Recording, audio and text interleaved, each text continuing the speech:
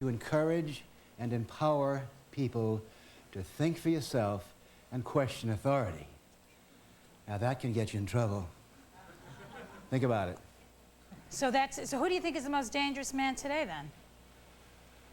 Well, I don't think individuals are dangerous. I think systems are dangerous. Parties are dangerous. The Communist Party. I think organized religions, which is an oxymoron in itself, organized religion.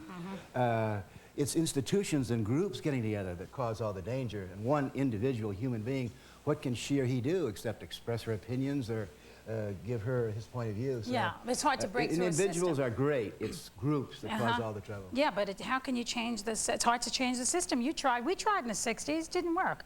Not really. You know, I think it worked. You know. You do? Well, what changes do you see? Well, I think we've got a baby boom generation here of 78 million people who are the best educated in history. They're the most open-minded. Their hearts have been broken, so they're tough, they're strong, they've survived. They've seen Kennedy go down, they've seen Watergate. I feel very optimistic about the young people in this country. Granted, we had a little trouble with the first baby boomer to achieve or try to achieve high office was Douglas Ginsburg. That was pathetic. But you're going to see a lot more scandals like that in the next 20 years. Do you think if it was the 60s, he would have been put through? Well, you can't go back. See, the 60s was the time of high school and college and coming out for this young generation. So you can't go back to high school. You can't go back to your junior prom, however beautiful you must have been in it. What do you think of Nancy Reagan's campaign? Don't just say no. What do you think of that? Let me say in preface that I'm not a great admirer of the Reagan White House. I think it's the most amazing collection of nitwits and Looney Tunes. I mean, clown show.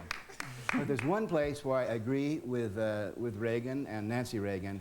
Say no for kids. We've got to tell kids, coerce, persuade in every way, keep kids from taking dope. Now it's different. You know, when you talked about the kids back in the 60s and 70s, we were talking about college kids. Right. Like Woodstock, there were 500,000 people there, young people, probably smoking some marijuana, but they were post-pubescent. They were half probably smoking some marijuana? Well, certainly. Get a grip here. But you know, things have changed. Everything's kind of accelerated. I've got a 14-year-old kid, and he sees like X-rated cable TV shows. I know. The atmosphere now is tougher, it's harder, so that kids at a very young age are being exposed. There were no 12 and 13-year-old kids at Woodstock. Notice, for example, the music. Back in Woodstock, people were smoking some marijuana, but it was kind of easy marijuana, and they were, all you have to do is give peace a chance, and all you need is love, and the birds are saying, turn, turn, turn. It was sweet, it was mellow, it was positive, it was optimistic. Now, look at MTV. You got tough, hard driving, and the drugs today are hard driving, and the poor kids, 8 and 9, 10-year-old kids that are watching this. I mean, you got, with my 14-year-old son, I used to sit down with him. You can't bring out the National Guard, Nancy. You have to sit down with your young person and say, look, your mother and I do things that you can't do. For example, there's liquor on the table there. You can't drink liquor. You're too small. There are the car keys on the kitchen sink. You can't drive the car. You're too young. We got a chainsaw in the garage. You can't do that. You can't take drugs. So you're a strict parent then? Not at all. It's common sense. Call me Attila the Hun, but you can't make love to your mother either. Let me ask you a question. Common sense. It's common sense. Let me ask you before we go, because the time is really short on this show. Believe it or not, it's almost over. Do you still do drugs?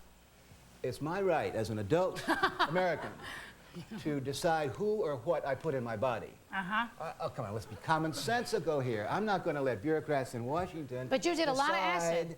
What I'm going to do with my mind or my body. Do you think your memory is worse than Muhammad Ali's at this point? I'll give you a clinical answer to that. There are 3 side effects to psychedelic drugs.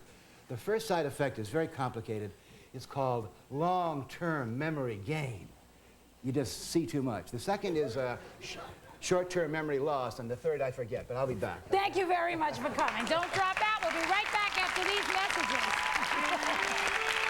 That was a real... Hocus Pocus, stay in focus. Shazam! It's Lainey Kazan.